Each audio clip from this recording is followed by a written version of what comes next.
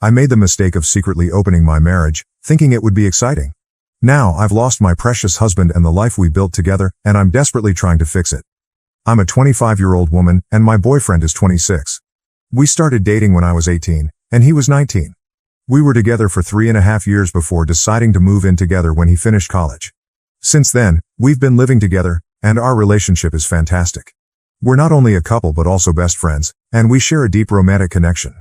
I'm crazy about him and hope to marry him one day, as well as become the mother of his children. Although I had hoped we'd be married by now, I respect his decision to establish himself before making such a significant commitment. Now, here's the issue.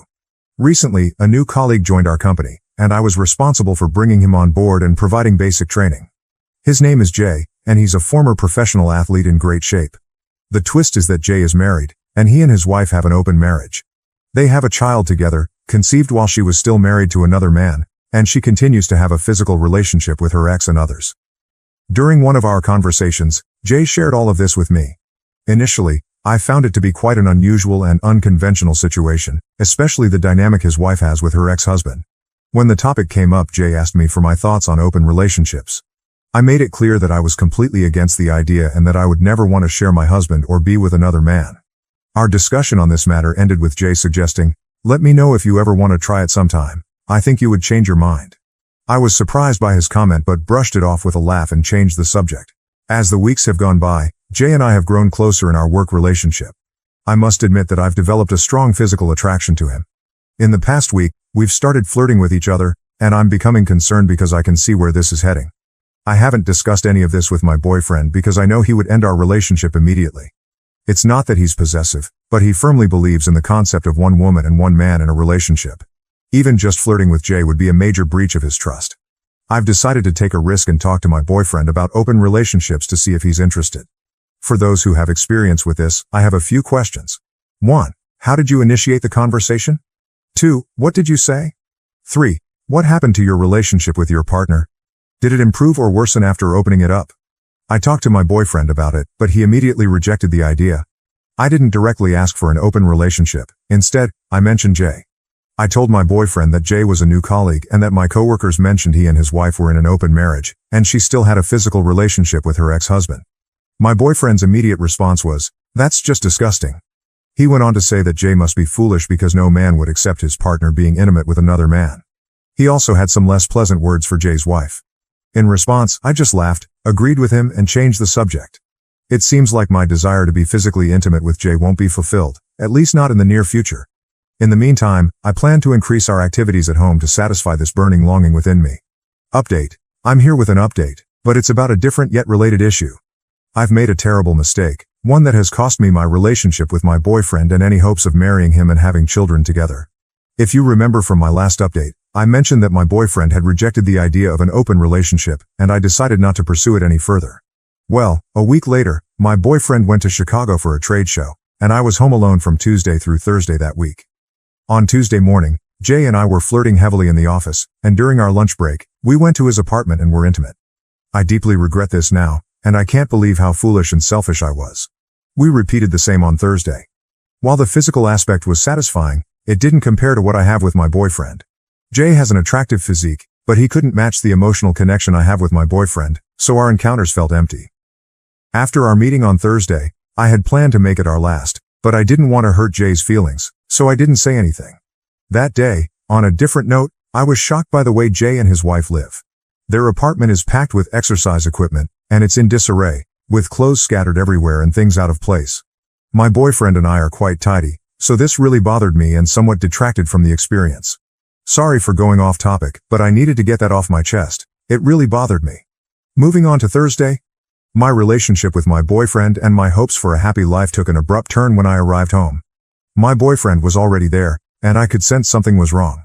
He was standing by the door, wearing his coat and holding his car keys.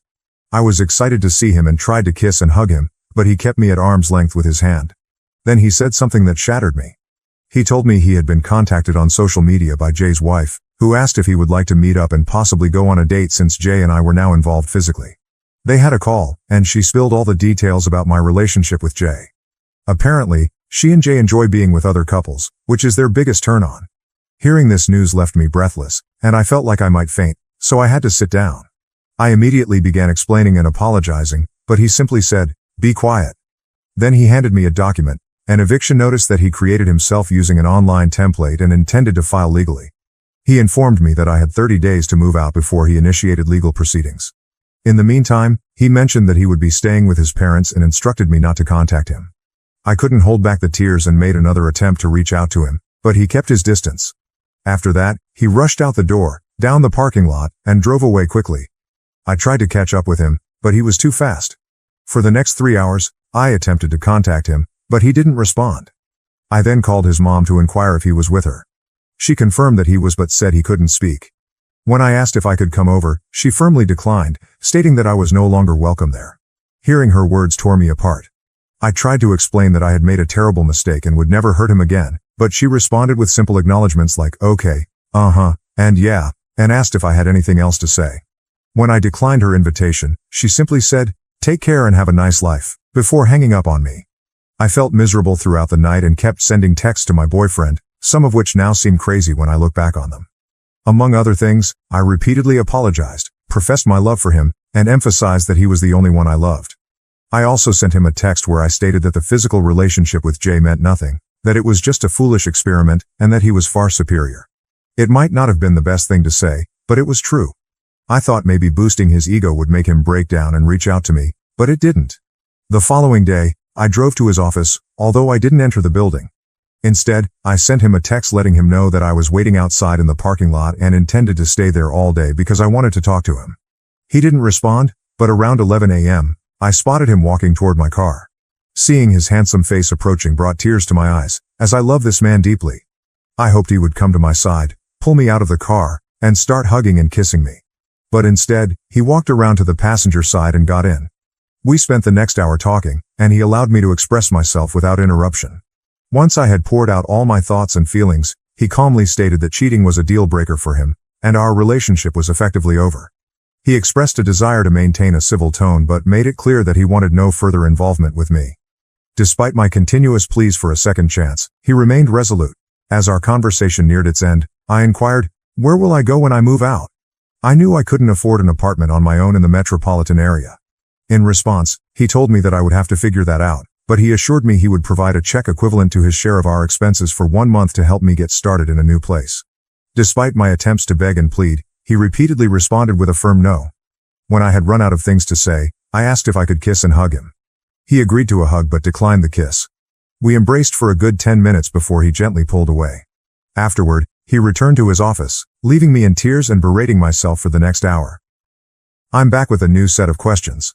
This time, as someone deeply remorseful for cheating, is there hope for my relationship? Are there steps I can take to rebuild my boyfriend's trust in me? I want to emphasize that this was a one-time mistake, and I'm desperate to hear from women who have faced similar situations, especially if you manage to salvage your relationships.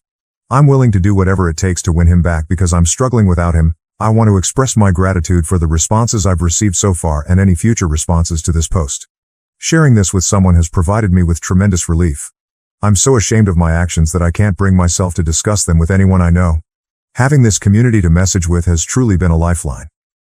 Thank you from the bottom of my heart. Once again, update. It's been a while, and many of you have messaged me asking for an update on my relationship.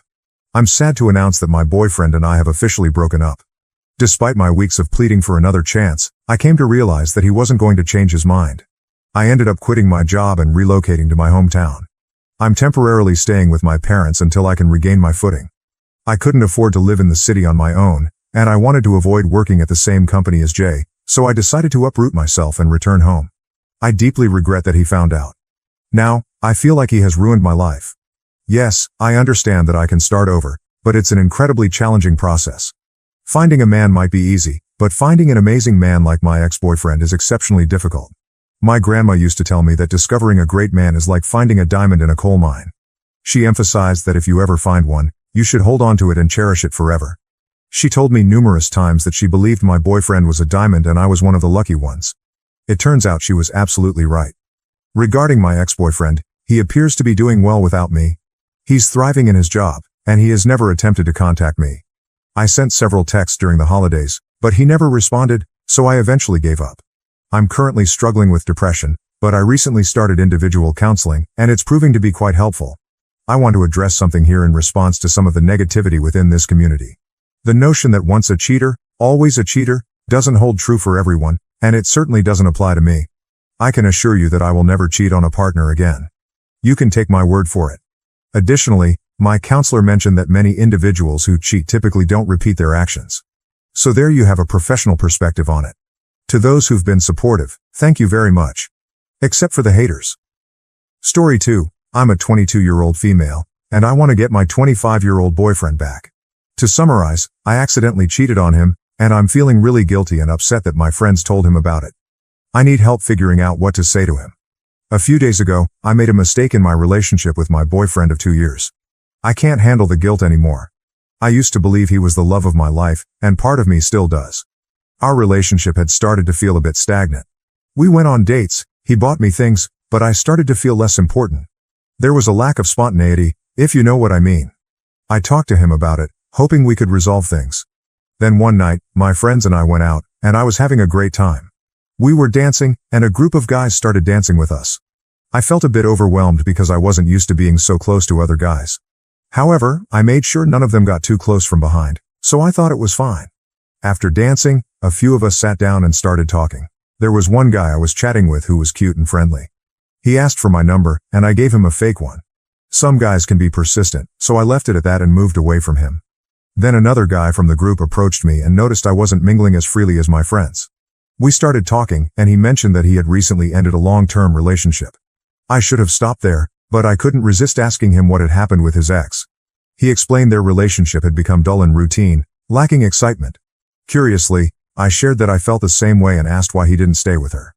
He revealed that he enjoyed the freedom of meeting other women without any attachments or commitments.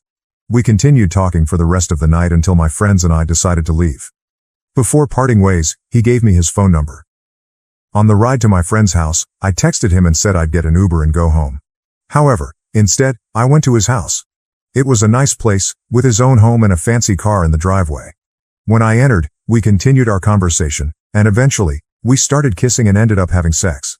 Afterward, I cuddled with him and was about to leave, but we began kissing again, leading to another round of intimacy.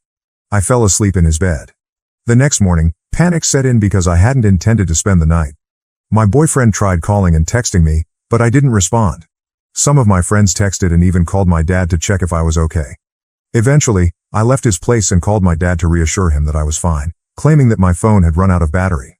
When I arrived at our place, my boyfriend inquired about my well-being. Confused about what to say, I simply mentioned that I had gone to a friend's house after our outing and dozed off there. After taking a shower, my emotions overwhelmed me, and I began to cry. I never intended for things to unfold the way they did the previous night. As I finished showering, he was waiting for me. He informed me that a friend had messaged him, claiming I had taken an Uber home. Holding my phone, he explained that he checked the location and read my text messages. He confronted me, asking if I had cheated on him the previous night, and once again, tears welled up in my eyes. I reassured him that I hadn't and would never do such a thing. However, he remained silent, just standing there. I longed for his embrace, but when I tried to reach out to him, he retreated. Finally, he told me to leave before he called the authorities, so I reluctantly departed. It's been a few days since then, and I'm desperate to have him back. He meant everything to me. I've been struggling to eat, sleep, and I've even skipped my classes. I've also distanced myself from my friends, feeling that they played a role in ruining my relationship. It's disheartening that one mistake has led to this outcome. Has anyone gone through a similar situation? Is there anything I can say or do to win him back or make amends? A few days ago, I summoned the courage to return to our apartment, hoping there might be a chance to salvage what remained of our relationship. To my dismay, the apartment was completely empty except for my clothes and some miscellaneous items I had purchased myself. It felt like walking into a scene from a horror movie. The place was devoid of warmth, filled with emptiness and dampness. Everything that held our shared memories, from carefully chosen furniture to cherished moments, had vanished. It was as if he had wiped away all traces of himself from our home. Literally every possession of his had disappeared. The furniture, appliances, even my laptop, a gift from him, and the food he had stocked in the fridge, all gone. The apartment had been stripped down to its bare essentials. The only thing left in the fridge was a bag of pretzels that I had bought for myself. He had taken everything he had brought when we first moved in together. I was overcome with panic and tried calling him, but he didn't answer. I felt shocked and abandoned. Who could do such a thing? Did he really care so little about me that he left me in an empty house? It was as if he had vanished from the face of the earth. No response, no sign of him. I'm utterly lost and don't know what to do next. How can I even begin to make things right? Is this situation even legal? We both signed the lease, so shouldn't I have been informed if he was breaking the lease? And what about my laptop? I was the primary user, and all my files were on it. I need to recover them as well. Does anyone have any advice to offer? Update: I reached out to my ex using a different phone number. He informed me that he's finished with our relationship and has already relocated. He advised me not to search for him. While he hasn't officially terminated the lease, he has no intention of renewing it in May. He remained adamant about keeping the laptop, claiming it was legally his since he had the receipt. When I explained that I only required it to copy my files, he mentioned that he had formatted it and wiped all data, just as he had erased me from his life. So, what steps should I take next? You might not like me after hearing my story, but remember, you're here for a tale of revenge. I'm currently a 36-year-old guy. Let's change the names a bit. My ex-wife, Rebecca, is now 34 years old. Rebecca and I were what you'd call college sweethearts. We navigated college and faced the usual challenges of young college life. We tied the knot in our early 20s. I was 25, and she was 23. Our marriage had a rocky start, not immediately but situationally. I was studying medicine while she pursued accounting. Some things were fine with me, but they bothered her. Despite being married, she acted as if she were footloose and fancy-free. I have to admit, back then, I didn't see it as a problem. Now let's jump to 2016 when she landed a job as an accountant. I was pleased because it paid well, and the company owner, James, happened to be a college buddy of mine. As time passed, instead of growing closer, tensions mounted between us. She began complaining about various things. She disliked our living situation, had issues with my actions, and lost her taste for the food she once adored. I'm a fantastic cook, and she used to love my meals. Our arguments escalated to the point where she'd hurl insults at me, calling me worthless and claiming she earned more than I did. This on its own might seem like a typical part of many relationships, as most couples have their ups and downs, but if it had stopped here, I wouldn't be sharing my story. The turning point occurred when I heard from our mutual friends that Rebecca and James were spending time together with some of them. I found this odd. Why would she hang out with him? Why were they socializing with our mutual friends without me knowing? I confronted both of them, and they explained it was a last-minute plan that didn't include me because I was working and out of town that day. Maybe they'd planned it in advance, I'm not sure. So, I let it go. Then came 2017, the year my marriage fell apart. I became increasingly suspicious. For those of you in relationships, you know it's a warning sign when your intimate life suddenly vanishes. I grew more paranoid, and whenever I tried to discuss things, I was met with resistance. I'm not perfect. I started yelling at her constantly, demanding answers, because something felt amiss. Your closest person in life seldom talks or spends time with you, and they insist there's nothing wrong. Does that seem normal? It can't be. This should have been a fantastic year for us. We had both paid off our student loans, and we were reaching our financial peak. It should have been a great time. My friends and I had the idea to open a small medical shop as a side business. One of those friends was Saladin. He suggested we celebrate at a pub. While we were there, I noticed a woman who looked exactly like Rebecca. It wasn't too alarming, but it caught my attention. She was dancing with another man, and the lighting was dim. As I got a closer look, lo and behold, it was Rebecca and James dancing hand in hand.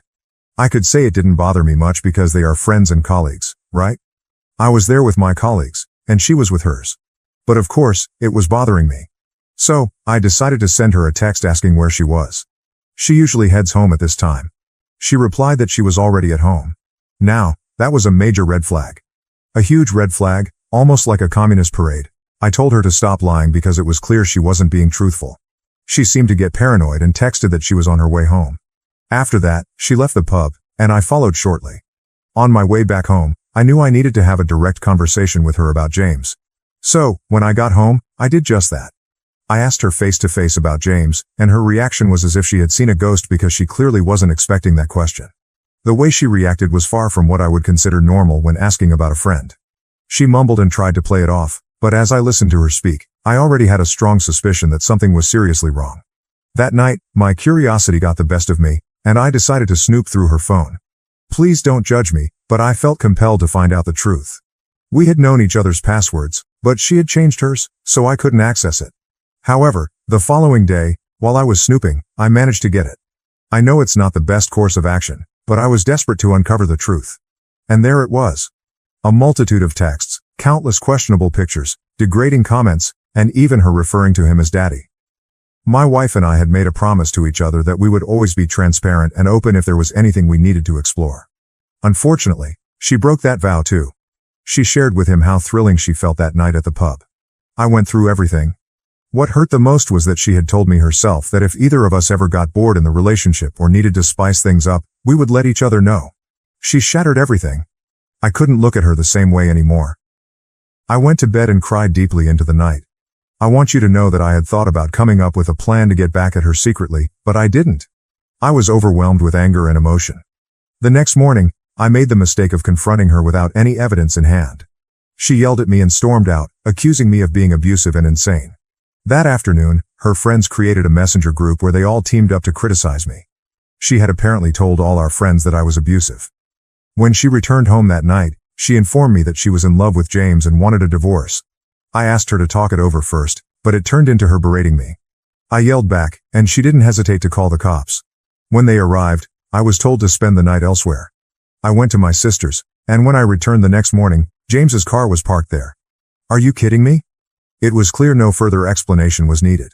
He was intentionally doing it. Actually, she was intentionally doing it as well. I consulted with a lawyer. Since we didn't have a prenuptial agreement, she had already filed a complaint against me for being abusive, which didn't bode well for me. She never attempted to apologize or make amends, not once. Unfortunately, our country's laws don't consider infidelity as a fault. So, even with that, she's entitled to half of everything I have. But her complaint could lead to a lawsuit against me. A few days later, I was fortunate to stay at my sister's house for the time being. I tried reaching out to Rebecca, but she wouldn't respond to me. Then she contacted me and suggested we get a divorce. That's it. After 12 years of being in a relationship and 4 years of marriage, she ended it with a text. To make matters worse, I was convinced that James was taking my place. The first time I saw her after that, she handed me the divorce papers. Everyone in our friend circle believed that I was an offender, and James was seen as her savior. They thought she did the right thing by cheating on me. We were officially divorced at the beginning of 2018.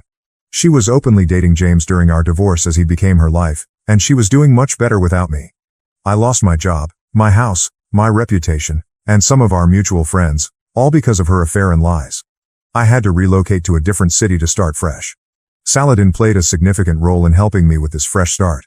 He secured me a job that paid decently, although it was nothing like my previous one. But it was better than other alternatives.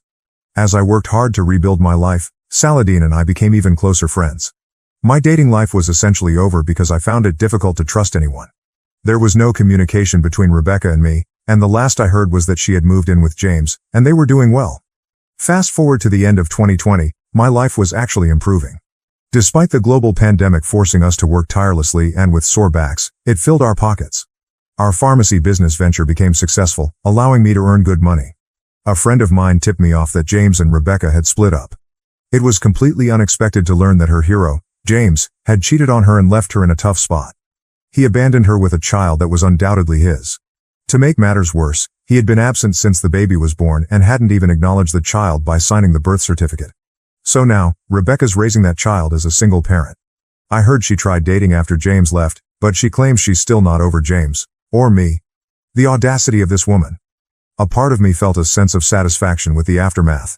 However, I have to admit I really missed having her around. So the next part might make you cringe, but I sent her an email to inquire about how she was doing. She didn't anticipate hearing from me. We exchanged emails and reconnected. Our first meeting took place in 2021, after several years. When I saw her, it was a shock. She looked significantly worse. She had gained weight, lost the charm she once had, and appeared constantly exhausted. She opened up about James and revisited the old wounds of her infidelity and lies. I got some closure, which provided a bit of relief. I suppose she sincerely apologized, admitting that she wasn't thinking clearly about what she was doing to me. She claimed that James poisoned her mind against me. Honestly, just her appearance alone infuriated me and fueled a desire for vengeance. It was evident that karma had already caught up with her and the hardships of life had brought her to her current state. It should have been enough. But remember the warning at the beginning? Yes, even after all she had done, I'm not blameless either. You can judge me, but that's not why I'm here. I felt the urge to exact revenge, and so I did. I wasn't finished with her. I told her I would forgive her if she came clean to everyone and cleared my name. She did that, even if it meant losing many friends. My name was cleared, but she had to face the consequences because it was the truth. She wanted us to rekindle our relationship, essentially forcing me to raise James's child. I told her I was interested in starting over, but only if we took it seriously. That meant we needed to start dating again and seriously consider marriage first. Only then would I consider legally adopting her child. I have to admit, the little guy was adorable, and I had grown fond of him. Here's the ugly truth, I was already seeing someone else. It's safe to say I was cheating on that woman with Rebecca. She was a client of mine from another country. We were in a long-distance relationship, so we were dating, but it wasn't entirely exclusive, if that makes sense. Her name is Lisa. Lisa was Saladin's cousin. I had already informed her about what had happened beforehand.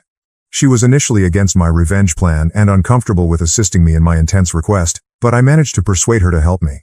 She understood that I needed to go through with it. Rebecca and I were residing in different cities, so I never moved in with her. However, I played it cool by claiming I needed to travel extensively for business, so I was unintentionally raising Rebecca's hopes, only to later disappoint her, much like she had done to me. Oh, the unfortunate part is that we were physically intimate, but we used protection. Rebecca genuinely believed she had found love again. I encouraged her to seek therapy to address her issues. Everyone noticed how much better and happier she seemed now that she was with me. She would frequently express gratitude for her good fortune, always followed by apologies directed at me. She started doing things for me that she used to do when we were married and deeply in love. Trust me when I say I had a lot of emotions tied to this woman. I reconsidered my revenge plan and started having doubts about breaking her heart the way I had fantasized. It would be terrible, the kind of trauma that sticks with someone for life. But then I remembered what she had done to me when we were married, when we had made vows that she broke. James may be an awful person, but she willingly chose to betray me. She never thought twice about breaking my heart, so why should I hesitate to think about hers? So I decided to proceed with my plan. Her birthday was approaching last October, and lockdown restrictions had eased up. Someone important to me, Lisa, was in my city. As a birthday gift, I invited Rebecca to go ring shopping. She chose her favorite ring, and I had it wrapped.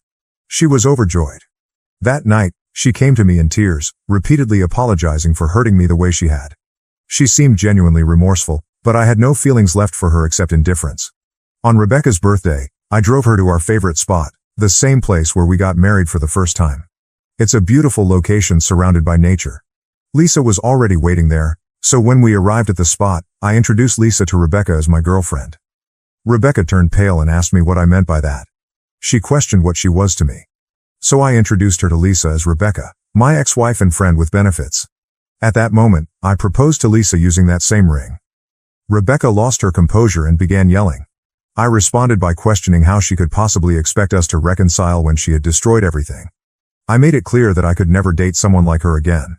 She kept asking if everything we had meant nothing, and my response was a resounding no. Our last moments together were merely a form of closure. I helped her confront the pain she had caused me. Lisa was holding me back, concerned about Rebecca's suffering. I firmly insisted that Rebecca needed to leave, and eventually, she did. Afterwards, she repeated her previous actions. She told everyone that I had cheated and portrayed me as the villain. This time I took it in stride, and everyone saw her for the deceitful person she was. She had cheated on me and made me pay a steep price through false abuse allegations. And now, she expected me to raise her child from her affair partner as my own and date her. The last time we communicated was in December of last year. She wrote me a letter expressing her apologies and regret for the pain she had caused me. She wished me a better life and, from what I heard, had no interest in dating. Her appearance hadn't improved either. In my case, you can probably figure it out. Lisa and I ended our relationship. There were other issues between us, not just what happened. Some people claim that I'm worse than my ex. Could you please specify how I'm worse than her?